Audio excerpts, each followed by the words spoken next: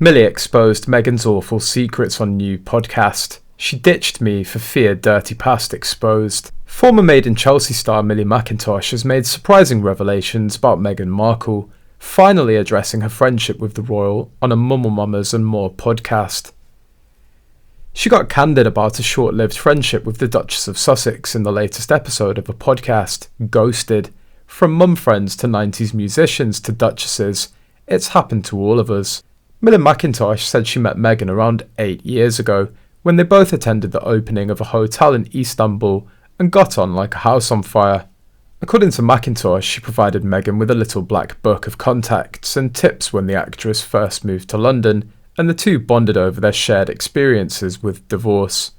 Meghan found out that SoHo House in Toronto was a way to meet the young up-and-comers in Toronto society. She quickly ensconced herself among that crowd. That's how she met Jessica Mulroney and a well-connected husband, as well Marcus Anderson. Marcus's job was to scout out areas for new SoHo clubs, so he was connected internationally within the hotel and restaurant industry. Perfect for Meghan, who wanted to meet rich men. She could boost her career that way. When Meg arrived in England, she used Millie for all of her contacts and connections. Millie's great-grandfather and great-uncle, Harold and Douglas Mackintosh, created Quality Street, making her the heiress of the popular sweet company. So she was trying to connect with anyone she could who was posh and had status in England. I think that she realised her career was about to take a nosedive, due at least in part to age. So she figured the next best thing to do was find a wealthy man to marry, so she'd be set for the future. I don't think she ever imagined that she'd land the son of the future King of England.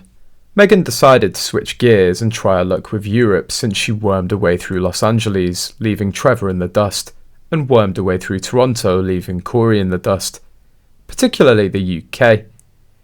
She said in the past that she wanted to be the female version of Anthony Bourdain, travelling the world as a famous foodie.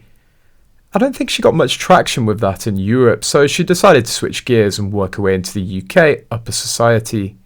Somewhere along the way, the idea of going after a member of the royal family became a thing.